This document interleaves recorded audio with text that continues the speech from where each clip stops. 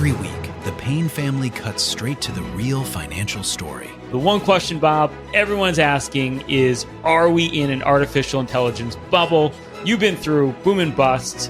What do you think? No hype, no myths. Just what actually matters to your money. Does feel very similar to what we experienced in the 90s. Where are we, though? Are we in 1995, 1997, 1999? Listen to the Pain Points of Wealth on the Red Apple Podcast Network. It's not difficult to find out who. It's easy to know what and where. But why is harder. Why takes patience, intelligence, determination. Why takes over 700 of the best journalists in the world, united by a fearless drive to unearth the truth. Why is difficult and more important than ever before. For the why, Financial Times. Let the Record Show with Judge Richard Weinberg and Chairman Jesse Garcia on the Red Apple Podcast Network. Welcome back to Let the Record Show with Chairman Jesse Garcia of the Republican Party. Jesse is the Vice Chair of the New York State Republican Party, as well as being the Chair of the Suffolk County Republican Party. With us is our co-host, Eric Levine, noted attorney, commentator, and essayist, and I am Judge Richard Weinberg.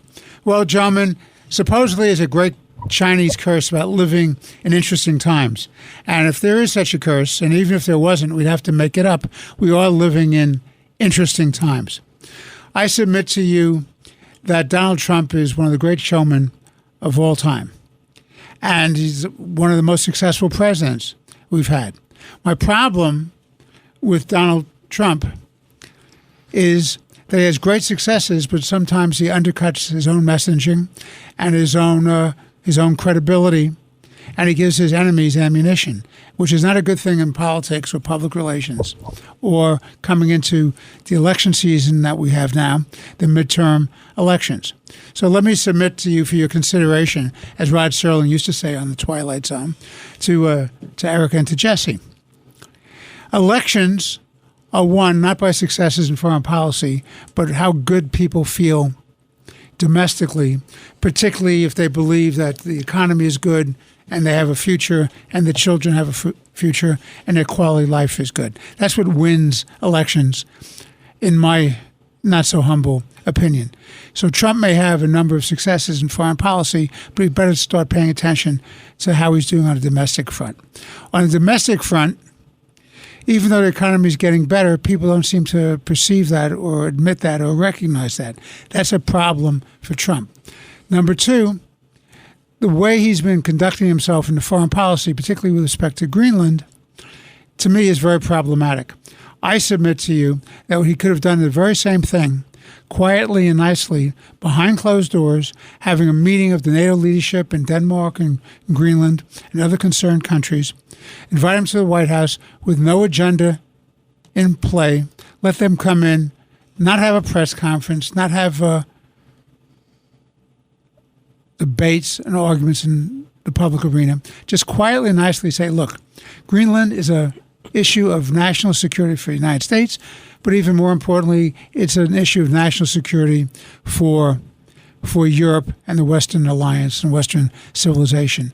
You don't want Greenland being gobbled up by the Chinese or the Russians. It's too strategically important. The mineral resources are too important. This is a big deal. What can we do to make sure that we're solidly in control of Greenland? Do we need more military bases? Do we need more missile sites? Do we need more troops? Everybody contributes.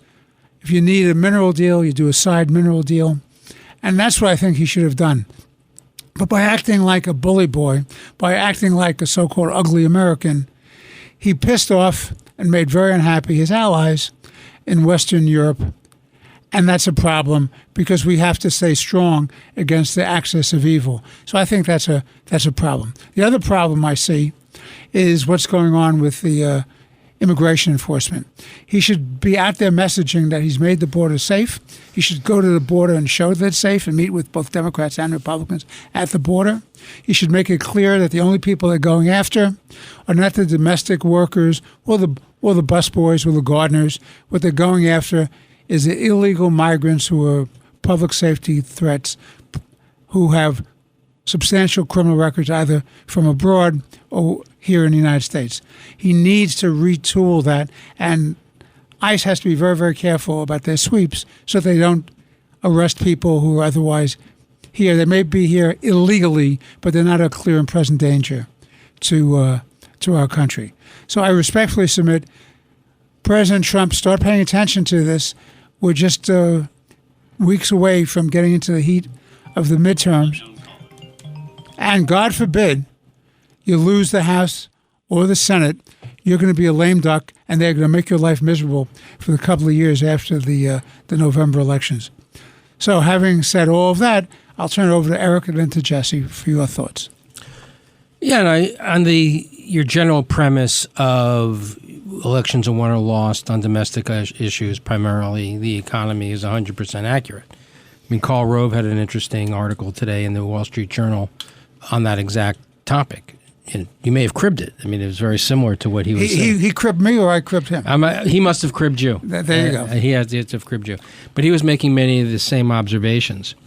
I think, in fairness to Trump, the part of what happened in 2025 was to lay the groundwork for 2026, and the one big beautiful bill obviously was the big piece of that. Hopefully, Americans will start feeling it in their pocketbook, that they'll start feeling that things are getting better economically as time goes on, taxes are lower, regulation is decreased, the economy continues to grow. I mean, 4 or 5% GDP increase is pretty remarkable. And so, I think Trump is putting a lot of his eggs in that basket. The Republicans are just generally. But the problem is, to your point, he doesn't really talk about that. And people are distracted in following what's going on in Minnesota. And when you talk about immigration, people are 100% supportive of sealing the border, securing the border, and getting criminals out of our country, illegal aliens who are criminals out of our country. The question becomes, are the people that they're rounding up in Minnesota and around the country criminals? And we're being told that they are, and I believe that's the case. But I think the administration has to do a better job of making that point. And if they can do that, and I think they can win back the electorate on the issue of immigration, because right now, shockingly, the disapproval rating on immigration for Trump is higher than the approval rating. And it really shouldn't be that way, because he's really had an enormously successful immigration policy by securing the border. And you're right, and Rove makes this point a couple of times. He should have gone to the border, touted the great success, and the American people would have stood up and cheered. But I think in terms of the economy, a lot of it is going to depend upon the success and failure of the one big beautiful bill. I am optimistic that it will be successful, and the American people will start feeling wealthier, more comfortable, more at ease with the economy, and that should help the Republicans in the coming elections this year. But just want to make one point about Davos. Here's another example. Many of the points that Trump makes about our European allies at Davos, a bunch of gas bags, self-important, living off the largesse of American military might. It was great that they lived under our nuclear umbrella during the Soviet Union. Well, they were growing their welfare states. It's great that we were primarily funding NATO. Well, they were growing their welfare states. And then, lo and behold, they just thanks to Angela Merkel, they completely opened up the European borders, and all of a sudden you have this huge influx of Muslims, and now the face of Europe and the culture of Europe is shifting in a way that is not favorable to either Europe, the United States, or Western civilization. And I think to highlight that point, listen carefully to this, because this is quite remarkable. The United Arab Emirates, a moderate Sunni regime in the Gulf, has announced that it will no longer fund any UAE resident going to the UK to study in college because they're concerned that they will be radicalized. Understand that. An Arab country, a Muslim country in the Gulf, will not pay to send its citizens to be educated in the United Kingdom for fear that they will be radicalized. What does that tell you about the success or failure of the European immigration policy over the last generation? So when Trump makes the point about Europe being somewhat suicidal, he's right. They really need to start changing their policies and helping build Western civilization instead of undermining it. But irrespective of what goes on in Europe, Richard, back to your point, will not make a whit of difference in the off-year elections in November. That will all be determined by people's perception of the success or failure of the economy. Jesse, your thoughts? I agree with you both. First, let's just take Donald Trump and Davos and the Greenland situation. First and foremost, to ask Donald Trump to be anything else than what he is, I think would be a mistake. There's an old proverb or an old saying in politics: you got to let the principal be the principal. In this case, you have to let Trump be Trump. There's not many things that he's going to do in private or quietly. I believe that he does come from that foreign policy position of, speak softly or loudly or often, but carry a big stick. You have to remember that after 8 years of Obama and 4 years of a tragic Biden administration, the position of the United States on the world stage was minimized, probably beyond what even we could count on. And there were incursions, as we saw in Ukraine and Russia. There in the Middle East was a debacle. Israel didn't know where its allies were coming, and then of course we had incursions of Russia, China, and Iran right here in the Gulf of America. So there was a lot of work to be done there. To say that 2025, year one, was setting the stage for a lot of prosperity, a lot of national security, is accurate. And I believe that it was like a team, a professional sports team, rebuilding while staying competitive and trying to get back into a competitive state. Maybe like the New England Patriots of this year, who are now in the championship game as this airs today. That's the type of actions we have. I think the days of the United States, and the president was elected on this fact. He's blunt. He's direct. He can be very blunt. Maybe just a word to say it. You certainly don't have to wonder where he's coming from or where he is leading. And that I think the world does need. And I think that to try and change him would change the way that America now is repositioning itself as the superpower, as the leader of this world order. It's happening in the Middle East. It's even making changes in NATO, the European Union, and in Europe. It certainly is making changes here in the Gulf of America, with Venezuela, Colombia, Cuba. The changes are coming, and at times you need to, to scramble eggs, you need to break a couple of shells and such. So I think I got that cliche wrong, but I think everyone knows what I'm saying. I like the cliche. Even I'm not quite sure that you got it right or wrong, but I thought it was just, well, thank you. You're welcome. The other thing that I want to just point about, and everyone's right. Listen, even Reagan, as much as Reagan was fighting the Russians and the Soviets in a Cold War and building up our military, what got Reagan in a landslide election in 1984 was the economy. The fact that he had laid and seeded the growth of the economy in his first 2 years, getting his tax cut approved. Trump doesn't have that opportunity. He's got a single year to do that. And you're both gentlemen are absolutely right. Republicans, including the White House, are banking on the Middle Class Tax Act to be their savior.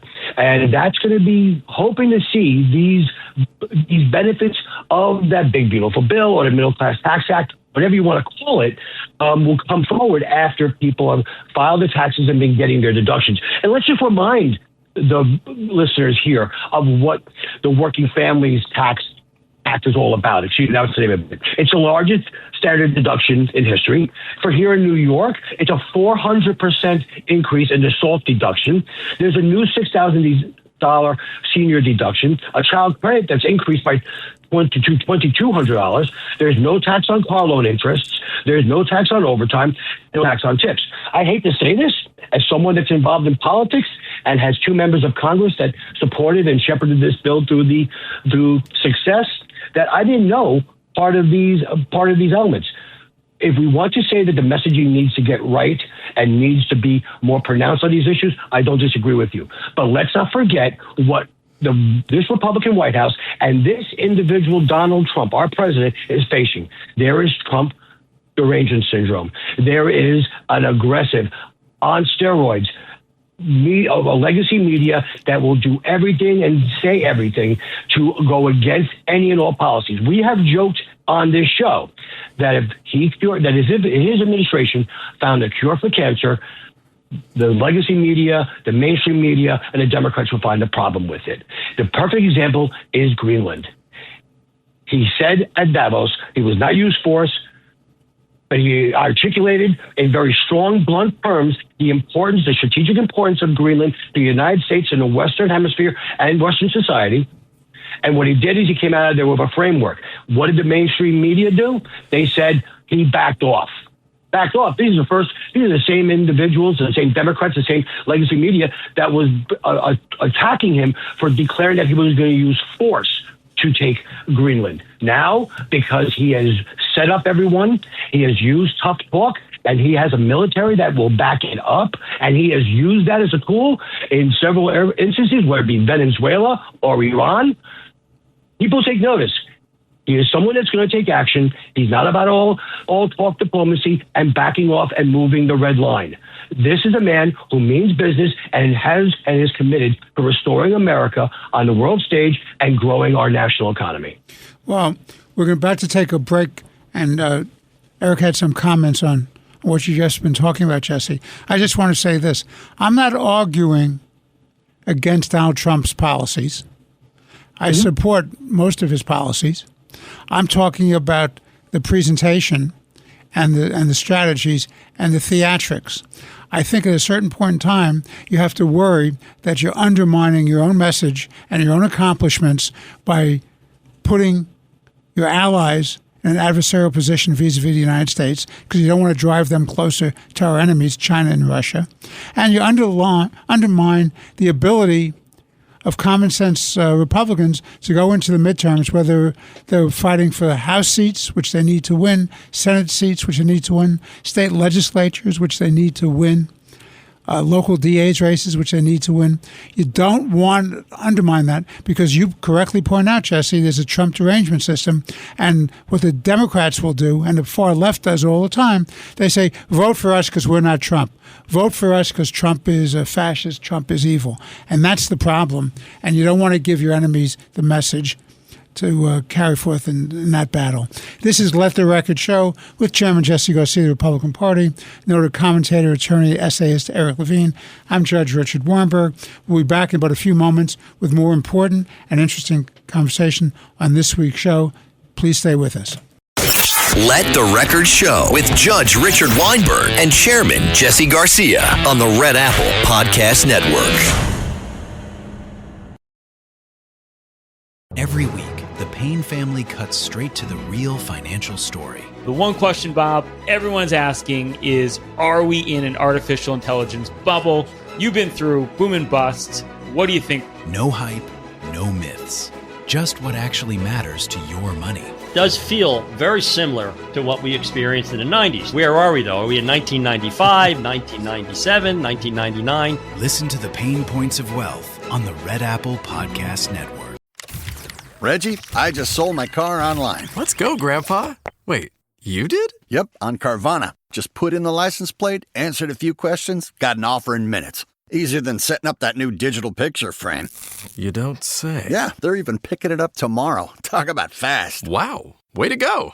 So, about that picture frame. Forget about it. Until Carvana makes one, I'm not interested. Car selling made easy. On Carvana. Pickup fees may apply. If you're the purchasing manager at a manufacturing plant, you know having a trusted partner makes all the difference. That's why, hands down, you count on Grainger for auto reordering. With on-time restocks, your team will have the cut-resistant gloves they need at the start of their shift. And you can end your day knowing they've got safety well in hand. Call 1-800-GRAINGER, click Grainger.com, or just stop by. Grainger, for the ones who get it done. Let the Record Show with Judge Richard Weinberg and Chairman Jesse Garcia. Entertaining and informative on the Red Apple Podcast Network. We are back on Let the Record Show with Chairman Jesse Garcia of the Republican Party. Jesse is the vice chair of the New York State Republican Party, as well as being the county chair of the Suffolk County Party. With us is our co-host, Eric Levine, noted attorney, commentator, and essayist. I'm Judge Richard Weinberg. I want to shift gears, gentlemen. I want to focus on the Iranian people's uprising against the theocratic despots who knowingly, willfully, intentionally kill their own people, torture their own people, have disappeared their own people. Thousands and thousands have died. Probably over 20,000 have disappeared and been arrested. That episodes of torture and brutality. People saying, well, the uprising is over because people are not going to the streets, has a lot to do with, one, we don't know what's going on because there's this blackout of the internet and of news media. Second, they have tanks outside people's homes in the streets. So if they come into the streets, they're indiscriminately shooting into crowds, killing anyone who's coming into the streets. So, of course, you're not going to have people. When you have tanks and machine guns armed against you and you're just going there with signs and chants, you have to think twice about leaving your home and the so-called safety of your home before you go into the street. That's a real problem. So the question on that level is, what must be done to end this dangerous terrorist regime? I submit to you that Donald Trump has encouraged and emboldened the people of Iran to fight back against this theocratic despotism. But the words are not sufficient. We need action. We need strong action. We need to undercut this regime. We need to have regime change. We need to support the people of Iran. This may be the last best hope that we have to taking out this theocracy, which is not just a danger to the people of Iran, but it's a danger to our ally Israel. It's a danger to the United States of America. And indeed, it's a threat to all of Western civilization. This is an Islamist regime dedicated to the despotic imposition of their worldview, which is that they are entitled to control the world, tell you what you're allowed to speak, think, how you're supposed to dress, how you're supposed to live your life. This is a dangerous phenomenon, and this Islamist surge is being pushed by the Iranian mullahs. It's time to take these people out. And if Trump encourages these people and does nothing to do about backing them and really helping them undercut and getting these people out, he's going to fall into the trap that Obama fell into, which rhetoric is swell, but what the hell did you do? And at least Trump gave you some good rhetoric. Obama did nothing. Obama played ball with the mullahs, cut a deal with them, gave them billions of dollars and allowed them to go on their path of terrorism and development of nuclear weapons. So Trump is an improvement, but at a certain point in time, he's got to be more than a master of the rhetoric. He has to be a master of action to undermine and get these people out. Eric. So in 2009, when the Iranian people took to the streets and they started chanting, Obama, Obama, are you with us or with the Nazis? Obama remained silent. And no one could understand why at the time. Later, of course, we learned that the reason he remained silent is because he wanted the JCPOA. He wanted the Iran nuclear deal, and he was concerned that if he spoke up on behalf of the Iranian people who were rising up peacefully to protest the regime, that they wouldn't talk to him. So he was so desperate for the Iran nuclear deal, he sold out the Iranian people.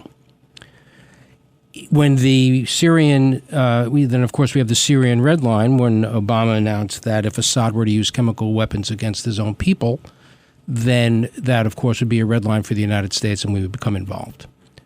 Assad used chemical weapons and we did nothing. Instead, Obama went to the Russians and begged them to bail him out. And so the Russians were now given a foothold in the Middle East that they had been pushed out of since 1973 after the Yom Kippur War. And but why did Obama do that? Because he was told by the mullahs that if he were to attack Assad, who was the Iranians' closest Arab ally in the world, that they would no longer talk to him about the Iran nuclear deal. So again, the Iran nuclear deal is what drove Obama to sell out the Syrian people and put the Syrian civil war into hyperdrive. Barack Obama is responsible for tens of thousands of deaths in Syria because he was a quisling and failed to enforce the red line. I have every confidence that Donald Trump is not a quisling and it is not Barack Obama, and that he has issued a red line and that he will enforce it. There is currently the USS Abraham Lincoln aircraft carrier task group on its way to Iran, which is more than capable of attacking the regime and bringing down the regime. I agree with you, Richard. Regime change is the only option here. If all you do is damage them, harm them, wound them, they will just come back. And that can't happen.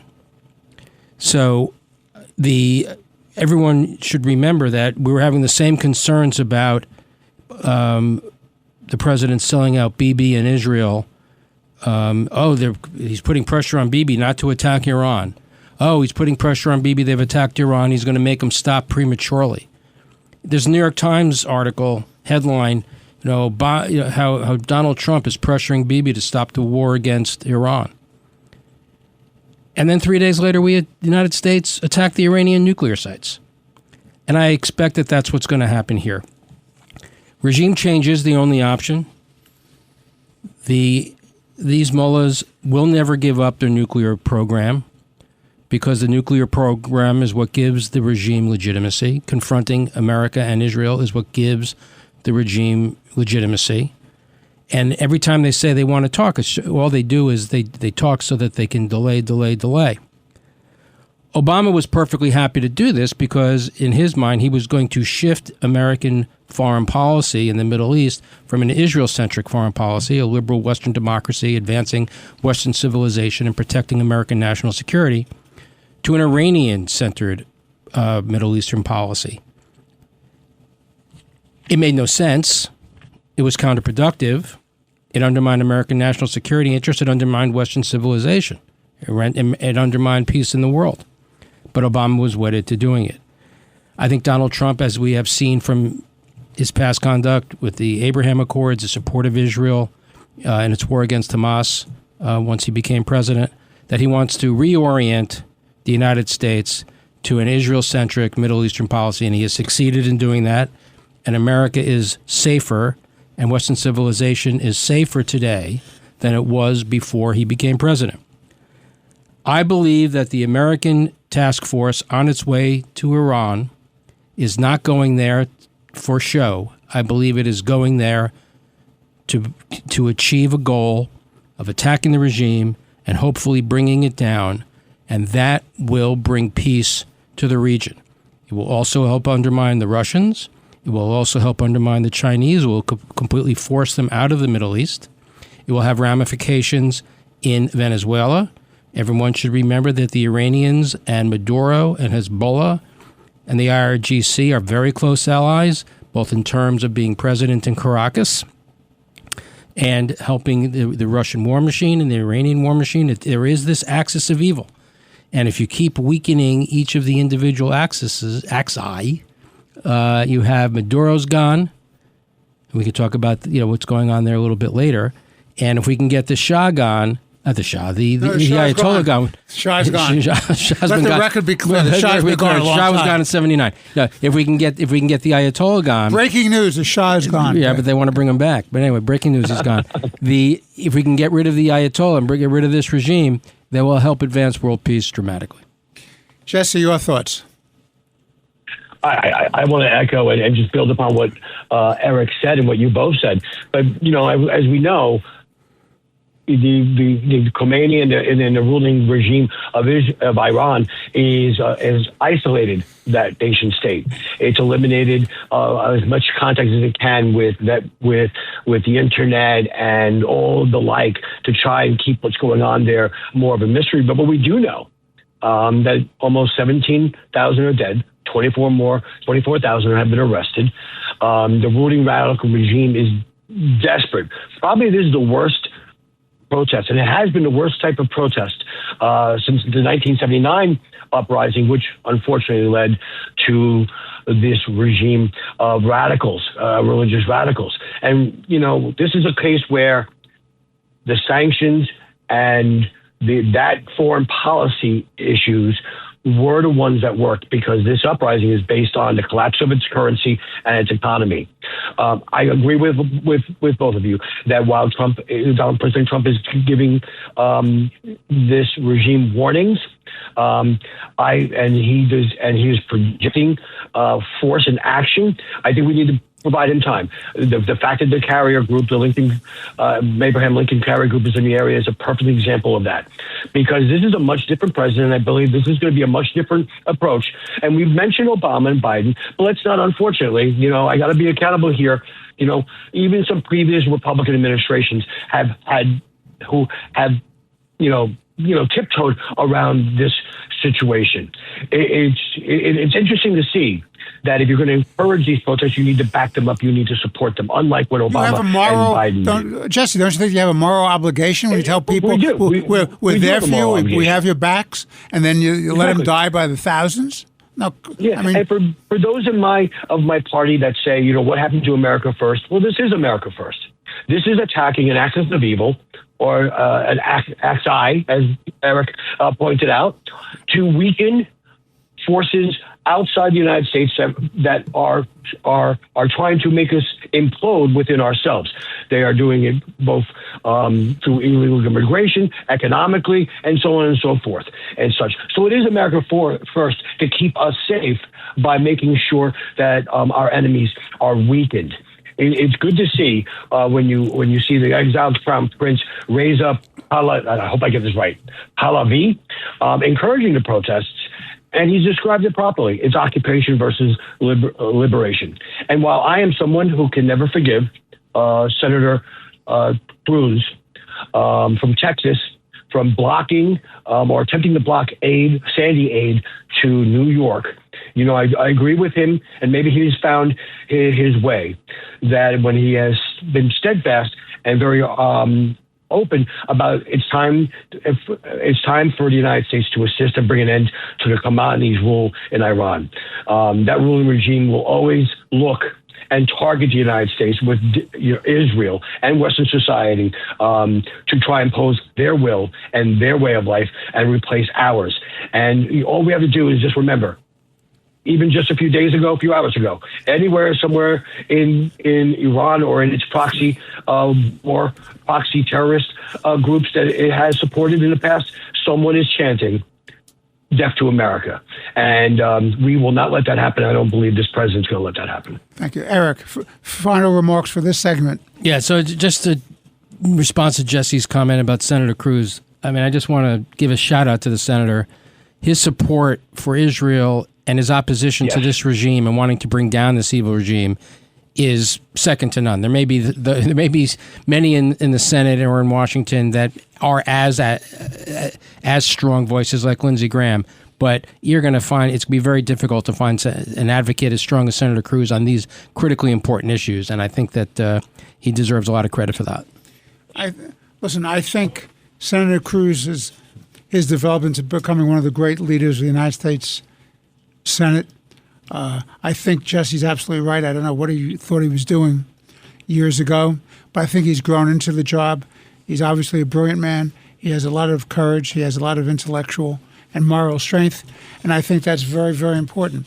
What we need now more than ever is a clarity of thinking and a focus on what's really important. When I said earlier to you, Jesse, and to Eric, that this is the opportunity of a lifetime, and it may be our last best hope for making that change. And if we don't do that, we will rue the day that we didn't do that. And as I said in the earlier segment, my great concern is what happens in the midterms. You can be sure that if the Democratic Party seizes control of either house of the Congress, whether the United States House of Representatives or the United States Senate, or increases their bargaining position, they will do everything they can to undercut Donald Trump's last 2 years in this term.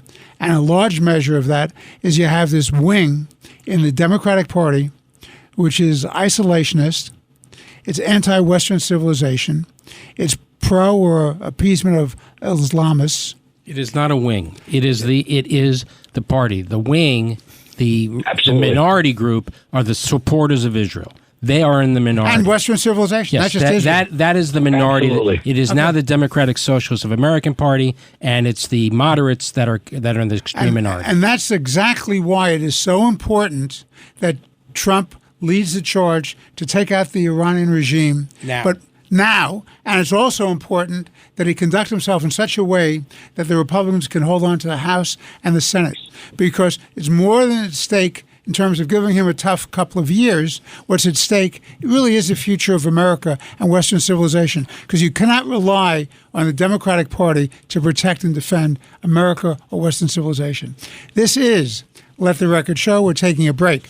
When we come back, we're going to have Dr. Mark Meirowitz, our good friend who's been on the show before. He is a PhD. He's a lawyer. He is a professor at the Maritime College at SUNY.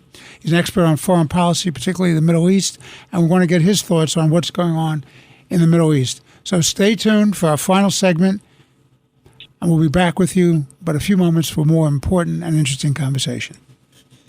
Let the Record Show with Judge Richard Weinberg and Chairman Jesse Garcia on the Red Apple Podcast Network.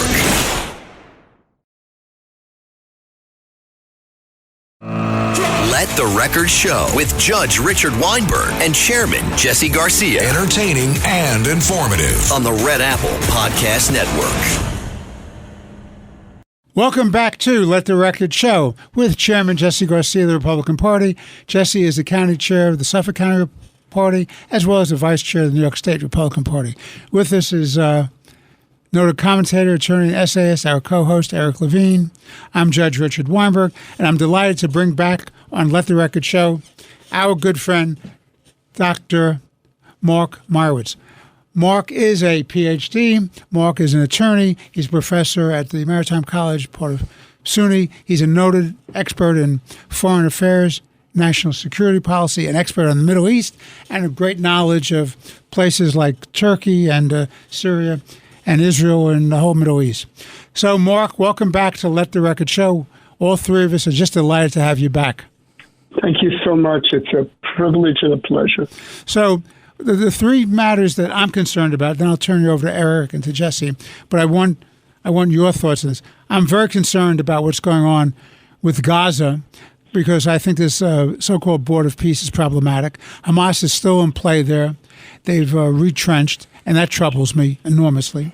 I'm very concerned about what's going on in Syria and what they're doing against the Kurds, who are allies. And I'm very concerned about what the United States is doing to protect the Kurds, or selling out the Kurds.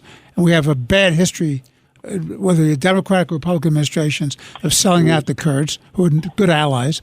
And then the third thing that I'm concerned about is Turkey, which goes back to the so-called Board of Peace that Trump is trumpeting. And he wants Turkey and he wants Qatar in that mix. And I'm saying these are friends and allies and supporters of the Muslim Brotherhood. I don't want them involved in policing Gaza or having military strength there. So those are my concerns. Now I'll turn you over to Eric for a Syrian cross-examination. Well, Mark, thank you for joining us. Pleasure. To pick up on Richard's point regarding this this Board of Peace, there have been some criticisms coming from the UN. I don't know why anybody really cares what the UN thinks, but there are criticisms coming from the UN that Trump is setting up this Board of Peace as a way to replace the UN, certainly as it relates to the Middle East and in Gaza. What is your sense of that? Do you think it's that he's putting this in place to substitute for the UN, augment the UN, or just some random choice of countries? You know, I think about it. I think Trump is the chairman of the Board of Peace. And I think what he's setting up, not only a mini UN, but he's setting up, I think, a legacy for himself. Because I think he will serve in an infinite basis. He continues to serve. Maybe he even serves after he leaves office. So maybe he's thinking about his legacy, and he wants to be in the international picture going forward, even after his term ends. And the interesting thing about the Board of Peace is that the United Nations, when it established this Board of Peace, established it to relate to Gaza. And actually, Secretary Rubio reaffirmed that. But if you hear what is being discussed about this is actually a full structure that is going to take on, who knows, not just Gaza. I thought the idea of this was to solve the Gaza issue. If we're going to spread it out and bring on all these parties and create, and I've read the charter of the Board of Peace, and I can't understand it. If you give $1 billion, you're a member for good, and other people can serve for 3 years. It sounds to me like the UN Charter gone completely berserk, because we know the UN Charter is problematic, as you alluded to the United Nations. Why build another structure like this? Why not just have an agreement or a structure to solve the Gaza crisis? The other thing I would say is missing from the statement from this technocrat Palestinian and also in the charter is anything about Hamas and Hamas being destroyed and eliminated. I didn't see it anywhere. So I don't know whether this is about Gaza or about Hamas, or it's whether it's about creating a mini UN or what. It doesn't sound like it's off to a good start. Well, of course, Phase 2 wasn't supposed to kick in until Phase 1 was complete, and Phase 1 involved the return of all the hostages, including the dead ones. There's still one dead body currently being held by Hamas, and it required that Hamas would lay down their weapons and surrender, and they haven't done that either. They're maintaining their weapons. So it's premature, based on my understanding of what the peace agreement was the 20-point plan was supposed to be before we got to Phase 2. But on that point, and picking up on something you said, one of the reasons the UN is such a colossal failure is that every country gets one vote, and most of the countries there are not Western liberal democracies, so they vote their own interest. And countries like the United States, which funds the UN primarily, their interest, they find the UN is antithetical to what they're trying to achieve. Now fast forward to the Board of Peace. If you put countries like Turkey and Qatar, which are Muslim Brotherhood supporting countries, who are trying to save Hamas, that's their goal here, is to save Hamas, because that's their ally there. And if they want to maintain their relevance, Turkey and Qatar, the way they help maintain their relevance is by supporting and saving Hamas. Why put countries like Turkey or Qatar on the Board of Peace if you're attempting to solve the problems in Gaza, if indeed the root problem in Gaza is the Muslim Brotherhood and Hamas? Well, it's an interesting thing that you said. I also think about the United Nations that maybe a benefit or a detriment of it is the veto, and it's a structure that was put into place after the Second World War to get the world to stop aggression. It hasn't done that, obviously. Look at Iran. And interestingly enough, one could note that, as Judge Weinberg pointed out, what's going on in Syria, the catastrophe against the Kurds in Syria, the UN, has anybody heard a word from the UN? So this is a problem. The other problem is, what's the structure? You mentioned one vote, one state, all of that. If you look through this charter, it really isn't a structure for dealing with this. And last point I would make about Turkey and Qatar is, does that mean that Turkey and Qatar and a number of the other states are going to have either civilians or military troops in Gaza? That is something that I don't think is going to be necessarily a very good thing, because then you end up with Turkish troops in Syria and, of course, the influence of Qatar, and Israel is kind of squashed in between all of that. And that's worrisome, I believe. Well, Bibi has been very clear. There's no way they are going to allow, Israel is going to allow either Turkey or Qatar, but primarily Turkey, to have any military presence in Gaza. They're just not going to do it. Because a Turkish military presence in Gaza is actually more dangerous than Hamas military presence. Yeah, because they have a real army. They have a real army, and they're a real country. And they expect the United States to give them good planes. And if God forbid there's some sort of altercation between Israel and Turkey, which is a NATO nation, are they there in their capacity as a NATO nation and they can invoke Article 5? Or are they there in some other capacity outside of NATO, and it's okay for Israel and to Turkey to have an armed conflict without worrying about bringing in Western European countries and the United States? So it's truly problematic. But just to the Kurds for a second.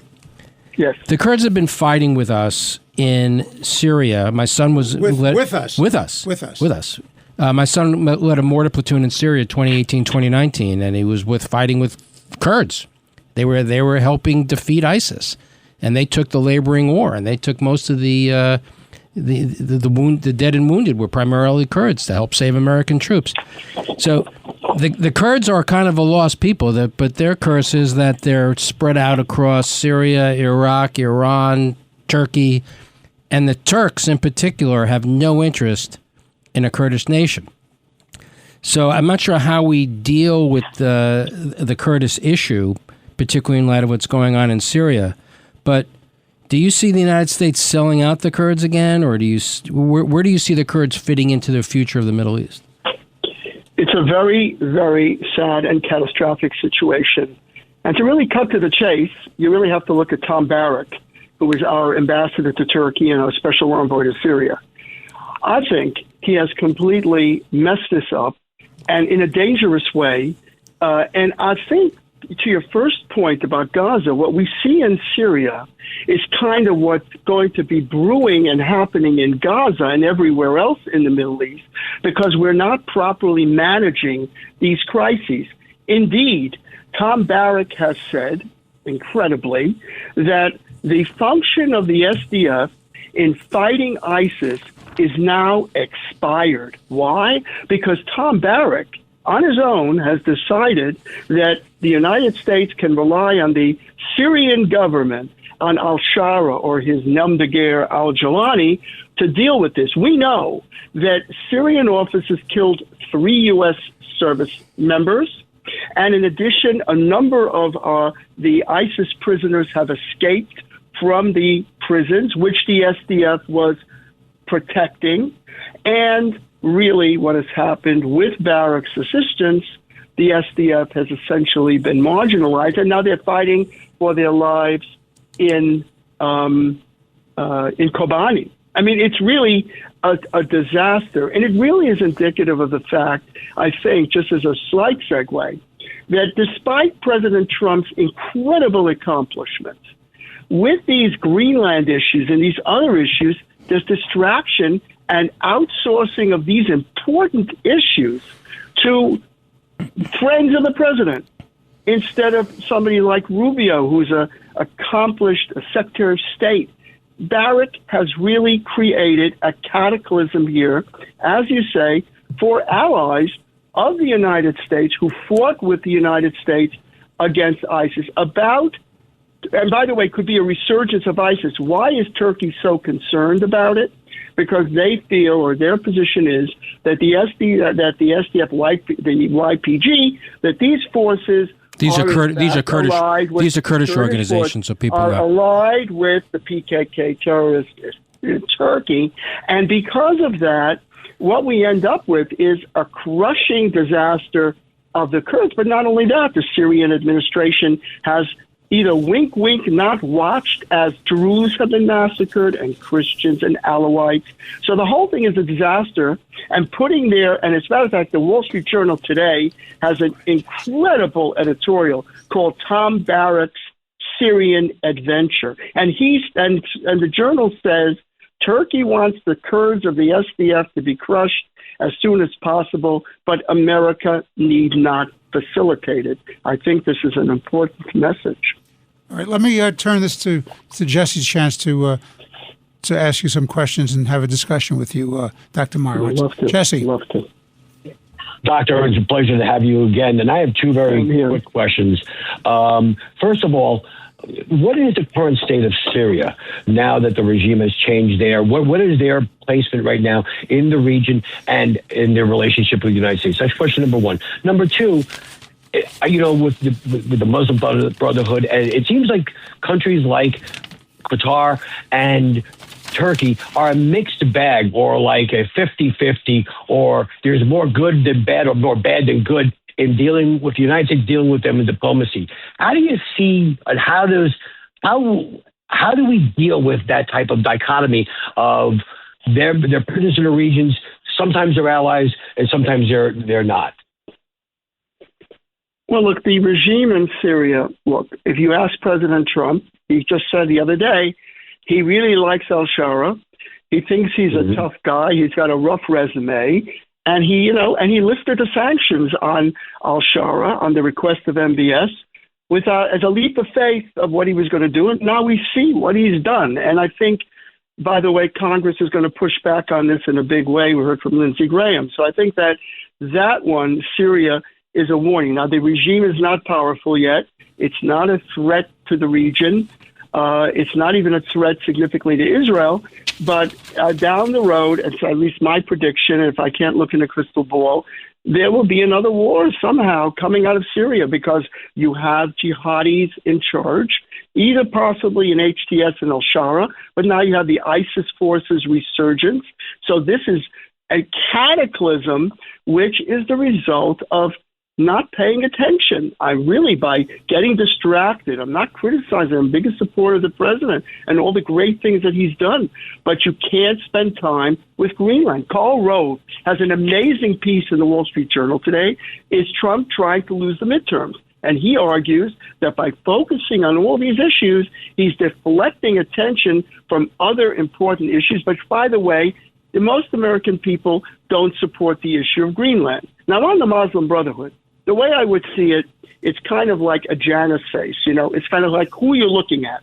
Who are you looking at, and what do they look like when they look at you? Now, sometimes it's, as you say very well, a mixed bag because Turkey is a NATO power, and it has been a major participant in ISAF, in NATO activities, and it is an ally of the United States. And at the same time, Turkey and Qatar, allies of the United States, are in terms of some of their policies questionable in terms of whether they're supporting U.S. policy. But again, if you ask President Trump, he will say he has a press conference and he says, I've got to stop the press conference. I have an important call with President Erdogan, who he describes as a great guy. So he thinks al-Shara and President Erdogan and all these people, and he has these impressions, and it's his right as president. But then he should not be outsourcing important issues or neglecting these important issues, which are going to cause a cataclysm in the Middle East. You can't focus on one thing like Greenland and then expect these fires to be put out. And the problem is, I'll just say one last point, what are American troops doing? They're taking the prisoners from the ISIS prisons in Syria and they're moving them to Iraq because they don't trust al-Shara to keep them in prison. So we have a mess over there, and it's kind of dealing with parties that have as you say, a mixed bag, questionable. We're not sure. We need to clamp down on these issues or they're going to get out of control. Well, Mark, let me tell you my problem. And I think I'm just parroting what Bernard Lewis, the great British historian and political thinker, said. I've said this before on this show. I'm sure I've said this to you in other conversations, both on the air and personally. I really do believe that there's a war of civilizations going on. And that was Bernard Lewis's concept. And people do not want to accept this. They don't want to believe that there's a war of civilizations because they believe everybody can sit down and have a conversation. You can make nice, you can cut a deal, it's transactional, and then you move on. Everything will be just swell. But you're dealing with an adversary that is an ideological-driven, a religious fanatic group. It has a view of the world. Well, you're talking about the Muslim Brotherhood? Right, the Muslim Brotherhood. And let's be clear, Turkey is just as bad in its way as the Iranians. Left to their own devices, they're just rivals with Iran for who can be the champions of this Islamist hegemonic regime, worldwide regime. And you can't trust Turkey. Turkey only plays for its own interests. It suppresses its own people. It tortures, arrests, kills its own people. It suppresses free elections. And he is a dictator par excellence. And Trump should get off this business of saying people are just swell guys and he's good people. Stop that nonsense already. You don't say they're nice guys and they're good people and you can cut a deal, because certain people you can't cut a deal with. So my view about Turkey is we better wake up to Turkey, because if there's a vacuum of leadership of the Brotherhood, the Muslim Brotherhood, Turkey is ready, willing, and able to pick it up. And the fact that Turkey is a so-called member of NATO, except and wants stuff from the United States, that's a real problem because we have bases there, we have relationships with them. But let's not be naive. You cannot trust Turkey. And you certainly can't trust Qatar. You can't trust Qatar at all because they've been the home and the financiers of this Islamic Brotherhood, this Muslim Brotherhood. Mark, final thoughts because we have to sign off for today's show. I think this is very, very accurate. And interestingly enough, to your point about the F-35, which Turkey wants to get from the United States, I think what has happened in Syria is definitely, I think, going to hurt that effort because Congress is right on this. And they see what's going on in Syria, and they're very disturbed by it. And the president's not paying attention to it. So I think that down the road, I think Saudi asked for it. Probably they'll get it. But there's a real big issue here in terms of evaluating, as you pointed out, Turkish-U.S. relations, which have been up and down, bumpy and very good. And right now, as you say, the president's point of view. But again, you'd have to look at Congress. And I think this is something that people don't look at. And at the end of the day, listen to Jim Risch in the Senate Foreign Relations Committee chair. He said Turkey will never get the F-35 so long as they have the S-400. So there is a sentiment in Congress more attentive to detail. And unfortunately, where we have the administration or the executive branch, which needs to get on the case and stop distracting itself with issues that are marginal and pick up issues and follow them through to conclusion. And that's woefully needed, I think, in this administration. Well, as great as the president is, I have to say that. Well, as great as you are, Dr. Mark Meirowitz, Jesse and Eric and I are delighted that you were able to join us again. We look forward to having you again on the show to bring your expertise, your wisdom, and your analysis. This has been Let the Record Show with Chairman Jesse Garcia, Eric Levine. I'm Judge Richard Weinberg. We're very thankful that Dr. Mark Meirowitz joined us today. We look forward to being with you again next week. And as always, God bless you, God bless your families, and of course, God bless America. Thank you for listening. Thanks for listening to Let the Record Show. You can hear Let the Record Show Sunday mornings at 6. If you like the podcast, share it with your friends and listen anytime at WABCRadio.com and download the WABC Radio app. Hit that subscribe button on all major podcast platforms. Plus, follow WABC on social on Instagram, TikTok, Facebook, and X. See you next time for a new episode so you never have to wonder, what the heck is going on here? Every week, the Payne family cuts straight to the real financial story. The one question, Bob, everyone's asking is, are we in an artificial intelligence bubble? You've been through boom and bust. What do you think? No hype, no myths. Just what actually matters to your money. Does feel very similar to what we experienced in the 90s. Where are we, though? Are we in 1995, 1997, 1999? Listen to the Pain Points of Wealth on the Red Apple Podcast Network.